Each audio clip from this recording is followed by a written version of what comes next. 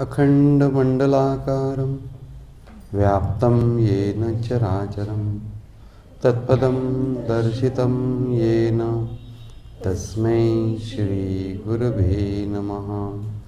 ओम। तपस्वाध्याय ईश्वर प्रणिधान क्रिया योगा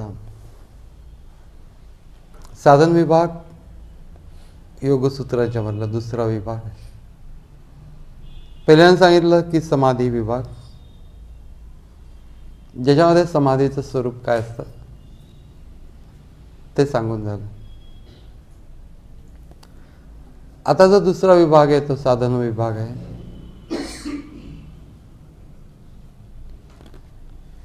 तिसरा विभाग आहे तो विभूती, ज्याच्यामध्ये साधन विभागाच्या मधलाच हा जो अष्टांग योग आहे, यम नियम आसन प्राणायाम प्रत्याहार धारणा ध्यान समाधी, त्यातल्या प्रत्याहार पर्यंतचा भाग साधन विभागामध्ये येऊन धारणा ध्यान समाधी हा भाग तिसऱ्या विभूतीपाद याच्यामध्ये घेतला आहे। आणि त्याच्यानंतर चौथा कैवल्यपाद। कैवल्य म्हणजे साक्षात्काराची अवस्था स्थिरावल्यानंतर जी ईश्वराशी परमात्म्याशी अखंड एकरूप स्थिती राहते तिला कैवल्य असं म्हणतात।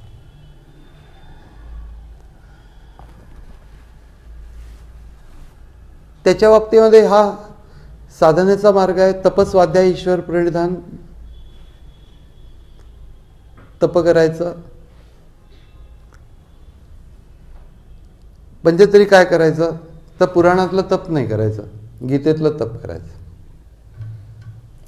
पुराणातलं तप म्हणजे काय करतात हे कळतच नाही, ते कधीही कुठेही वर्णन केलं नाही। तप म्हणजे त्यांनी काय केलं, बाह्यता पानं खाल्ली, हवा सेवून राहिले, अमकं तमकं असली वर्णन असतात। जर काही एकाच पायाच्या अंगठ्यावर उभे राहिले, पण केलं काय आतमध्ये उभं राहून, नंतर आतमध्ये काय केलं याच्याबद्दल कोणी काही सांगत नाही। जे गीता सांगते की तुम्ही बाह्य जीवनामध्ये नीट वागा,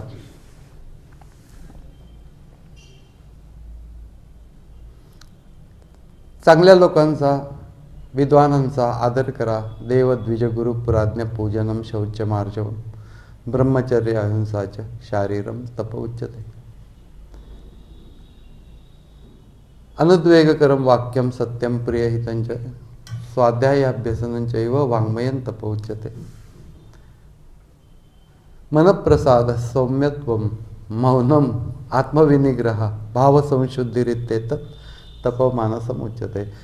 गीतेचे फार मोठे उपकार आहेत की तप ह्याच्याबद्दल जे काही पौराणिक कन्फ्युजन माणसाच्या मनामध्ये नंतर निर्माण होणार, कदाचित अगोदरच कळलं असेल भगवंतांना, कारण की पुराणांची रचना ही भगवद्गीतेच्या नंतरची आहे। पण तिथं ते जे तप म्हटल्यानंतर कानातनं धूर येतो, डोक्यातनं धूर येतो, इतकं तप तप तप सगळं त्रिभुवन घाबरलं वगैरे। घाबरणार ना, समोरच्या माणसाच्या डोक्यातनं धूर यायला लागल्यानंतर कोणी पण घाबरेलच। ते असली काही जी भंपक असा शब्द अलीकडच्या काळात वापरला जातो, त्या काळात असे शब्द वापरत नव्हते, कदाचित माहीत नाही। परंतु याला काही अर्थच नाही आहे की कशासाठी चाललेलं आहे, ईश्वर प्राप्तीसाठी। मग डोक्यातनं धूर कशाला यायला पाहिजे आणि काय काय वाटेल ते कॅची करण्याच्या नादामध्ये मूळ शास्त्र हरवलं गेलं पुराणांच्या मध्ये।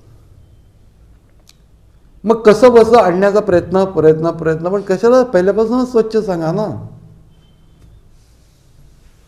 चारच लोक ऐकायला येतील, मग येऊ देत ना, त्यांनाच इंटरेस्ट आहे, तर बाकीचे लोक ऐकून तरी ते काय करणार। म्हणून गुरुदेवांनी असं एकदा म्हटलं होतं, गुरुदेव रानडेंना एखाद्या विचार, तुमचा हा जो निबंध आहे तो 4-5 लोक तरी समजू शकतील की नाही कोणाला। तर म्हणले yes, it is for classes and not for masses. ती गोष्ट बरोबर आहे की मध्यवर्ती शास्त्र सांगायचं आहे, गीतेने असं काही केलं नाही। गीतेने असं स्वच्छ सांगितलं की हेच मध्यवर्ती गोष्ट। लोकांना काय सुटेबल वाटेल, काय वाटेल तर वाटेल, नाही तर नाही वाटणार। सुटेबल नाही वाटलं तर ते जातील, काय प्रॉब्लेम।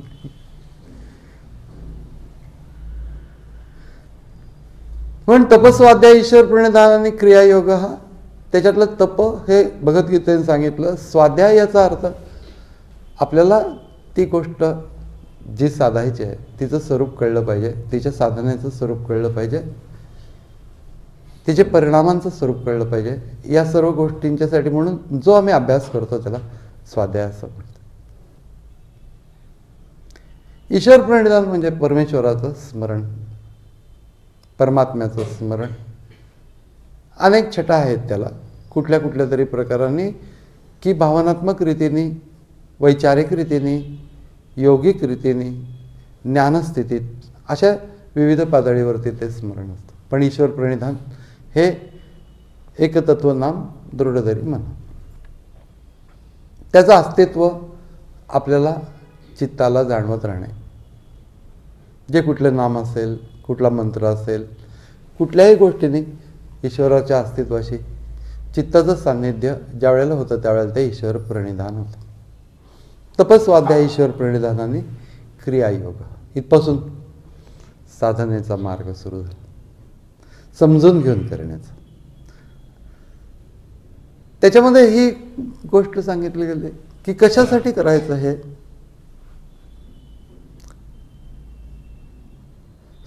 समाधी भावनार्थश्च, समाधी भावना म्हणजे ईश्वराशी एकरूपतेची जी अंतरंग अवस्था, ज्याच्यात पुढचं काही स्मरत नाही आहे, पाठीमागचं काही स्मरत नाही.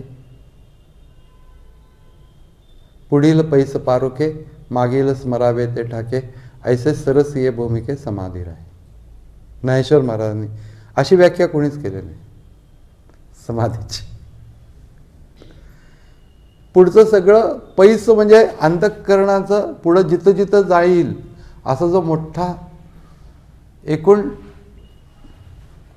टोटल अंतःकरणाला जे काही मोठं मैदान की ज्याच्यामध्ये ते वावरेल, पारुखे, स्टॉप, मागील स्मरावे ते ठाके. मग या क्षणामध्ये काय तत्वाशी समरसून राहणे, सरसीय भूमिके समाधी राहे. म्हणून समाधी भावनार्थ क्लेशतनु करणार्थश्च. क्लेशतनु म्हणजे कमी, खूप क्लेश. माणसाला अनेक क्लेश असतात, शारीरिक असतात, आपत्ती असते निरनिराळ्या प्रकारची. स्वतः मुद्दाहून नाही केलं तरी देखील जाता आता झाडाची फांदी डोक्यात पडली तर काय करणार, काय प्रत्येक वेळा वरती बघत चालणार का, इकडे तिकडे काय पडत. मग अशा निरनिराळ्या प्रकारच्या शारीरिक व्याधी असतात, आपत्ती असतात, त्रास असतात. त्याच्यानंतर अशा रीतीने नशिबाने येणाऱ्या गोष्टी असतात. कुठल्या वेळेला काय ते आध्यात्मिक ताप म्हणजे शरीराचा. आध्यात्मिक ताप म्हणजे आध्यात्मिक प्रवचन ऐकून आपल्याला जो त्रास होतो त्याला आध्यात्मिक ताप नाही म्हणत. आपल्या शरीरालाच काही जे जे काही दुखणे असतात, त्रास असतात, त्याला आध्यात्मिक. आधिभौतिक भूत मात्र आजूबाजूला वावरणारी, आपल्या घरात बाहेर सगळीकडे आधिभौतिक आणि आधिदैविक अशा प्रकारचे ताप आहेत. म्हणून या सगळ्या गोष्टींच्या बरोबर एक फार मोठा ताप आहे की काय वाटेल झालं तरी समाधानच वाटत नाही, शांत वाटत नाही. हा एक कायमचा ताप आहे की सगळं काही ठीक आहे. सासूबाई गावाला गेलेले आहेत, एव्हरीथिंग, तरी देखील स्टेबल, शांत नाहीच वाटत. ही गोष्ट असं का, अस्वस्थता. तर त्याच्यासाठी म्हणून निरनिराळ्या प्रकारचे क्लेश. तर 5 प्रकारचे क्लेश आहेत. अविद्या, अस्मिता, राग, द्वेष, अभिनिवेश, क्लेश. अविद्या क्षेत्रम उत्तरेशम. अविद्या, अस्मिता. अस्मिता म्हणजे मी हा शरीराला जोडून राहणे. अस्मिता, राग हवं नको, त्याच्यामध्ये आवड अजिबात नको. द्वेष, अभिनिवेश, असे 5 प्रकारचे क्लेश त्याचं स्वरूप सांगितलं. नंतर दुःख तर आहेच आहे त्याच्यामध्ये. मग आता करायचं काय? हेयम दुःखम अनागतम. अनागतम म्हणजे अजून न आलेलं दुःख, त्याचा नाश करता येण्यासारखं असतं हेयम म्हणजे. जे येऊन गेलेलं दुःख आता त्याचा नाश काय करणार? दुःख झालंच ते.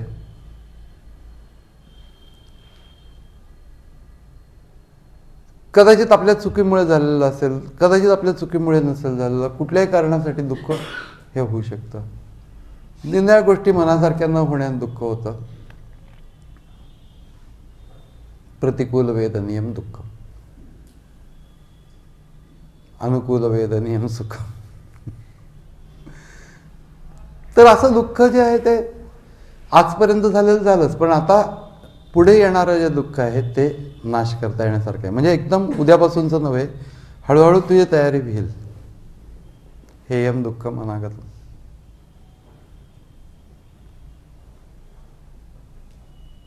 काय कारण आहे त्या दुःखाचा? अनागतम दुःखम ते नष्ट करायला पाहिजे. त्याचं कारण काय?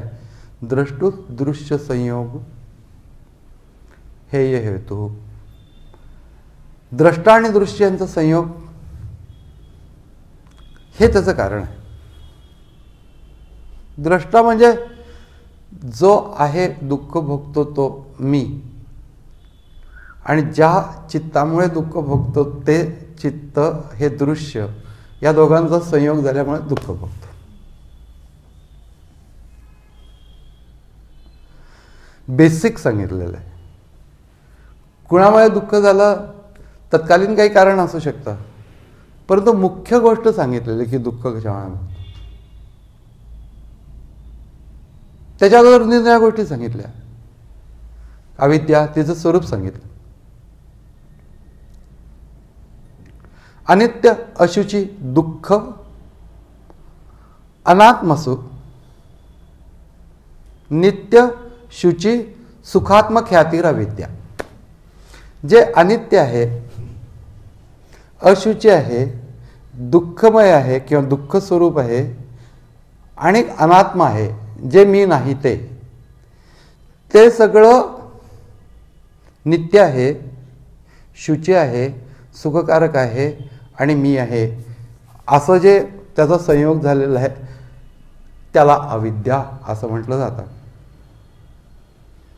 आणि मग हेयम दुःखम अनागतम याच्यापासून पुढे सांगायला सुरुवात केली की द्रष्टुदृश्य संयोग हेय हेतू. दृष्टा आणि दृश्य यांचा संयोग म्हणजेच मी जो दुःख भोगतो तो, आणि ज्या चित्ताने दुःख भोगतो त्याच्यात उठणाऱ्या वृत्तींनी, ते दोन्ही एकच आहेत असं त्याचा जो संयोग होतो, एकमेकांवर होणारा अध्यास, खरं सांगायचं तर तो वस्तुतः संयोग होऊ शकत नाही, पण त्याला आता सांगताना, शाब्दिक रीतीने मांडताना काही ना काहीतरी गोष्टी गृहीत धरायला लागतात की प्रत्यक्ष संयोग जरी नसला तरी देखील अध्यास म्हणजे संयोग.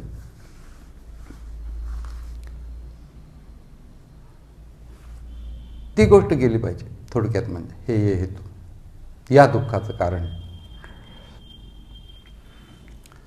पण कारण काय आहे दुसरं? कशासाठी आहे हे सगळं? स्वस्वामी शक्तयो. स्व आणि स्वामी. स्वामी म्हणजे मी, आणि माझं जे आहे ते म्हणजे अंतःकरण, त्याच्यामधल्या वृत्ती आणि बाह्य जगत, त्याच्यापासून सापेक्ष ज्या वृत्ती उठतात ते सगळं स्व.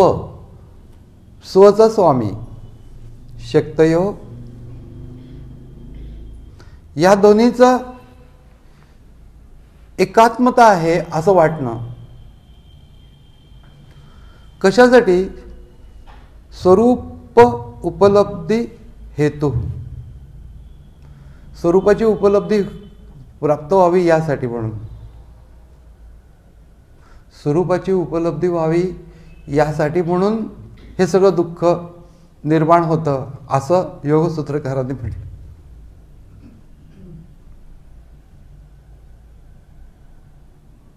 स्वरूपाची प्राप्ती व्हावी याच्यासाठी, म्हणजे ज्ञान प्राप्त व्हावं, द्रष्ट्याला स्वतःचं आत्मज्ञान प्राप्त व्हावं, याच्यासाठी हे दुःख होतं असं त्यांना म्हणायचं आहे. पण असं कशासाठी?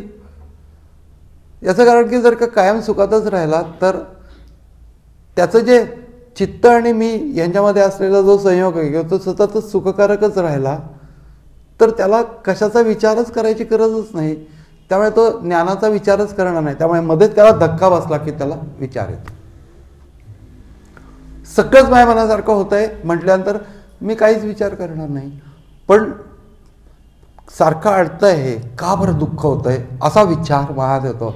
आणि मग त्या दृश्याचं स्वरूप, त्याच्यानंतर जो द्रष्टा आहे त्याचं स्वरूप पाहण्याची प्रवृत्ती निर्माण होऊन मग अतिशय पॉझिटिव्हली या दुःखाचं स्वरूप या ठिकाणी योगसूत्रकारांनी मांडलेलं की द्रष्ट्याला स्वरूपाची उपलब्धी व्हावी आणि त्या ज्याच्यापासून दुःख निर्माण होतं त्या चित्ताचं पण स्वरूप कळावं याच्यासाठी म्हणून हे दुःख होत असतं.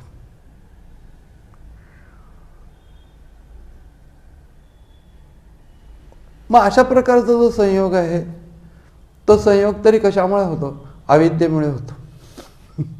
हा संयोग अविद्येमुळे होतो. मग अविद्येमुळे हा संयोग होतो तर मग ह्याच्यावरती उपाय काय?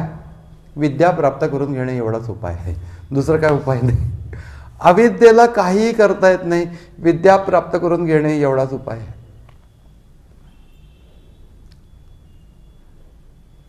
विवेक ख्यातीर विप्लपाहा.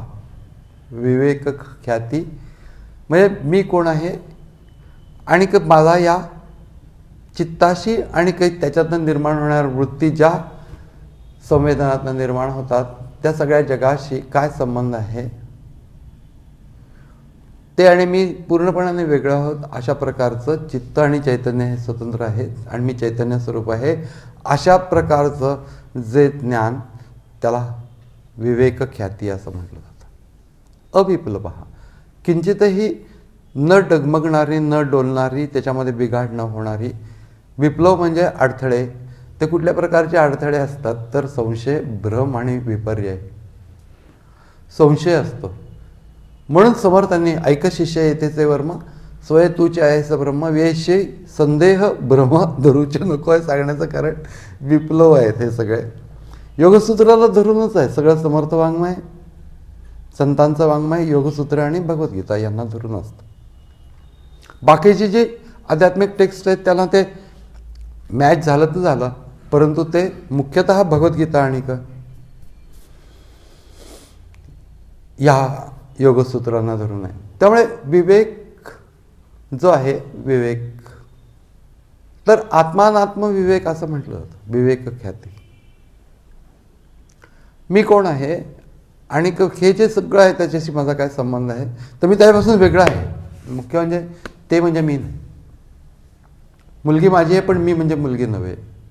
तसंच बुद्धी माझी आहे पण मी म्हणजे बुद्धी नव्हे. इथपर्यंत दृश्य कोणतीही गोष्ट म्हणजे मी नव्हे हे आपल्याला जसं जाणवतं तसंच चित्त म्हणजे मी नव्हे अशा प्रकारची गोष्ट जरी आम्हाला समजली तरी सुद्धा तादात्म्यताच असते. आणि त्यामुळे त्या तादात्म्यतेपासून सुटणं, चित्त आणि चैतन्य या दोन्ही गोष्टी, तर चित्ताचा स्वभाव काय आहे? विचार हा चित्ताचा स्वभाव आहे. आणि चैतन्याचा स्वभाव काय आहे की प्रगटीकरण कशातनं होतं? कॉन्शियसनेसमधनं चैतन्याचं प्रगटीकरण होतं.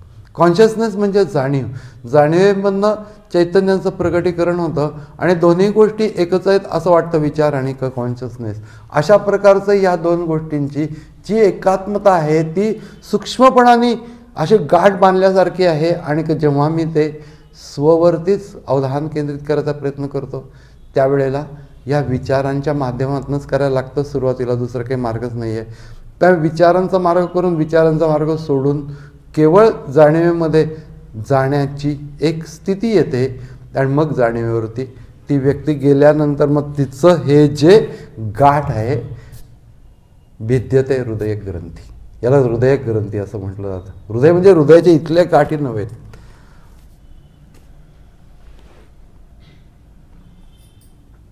हृदय म्हणजे वृत्ती म्हणजे अंतःकरण या अर्थाने हृदय हा शब्द वापरला जातो.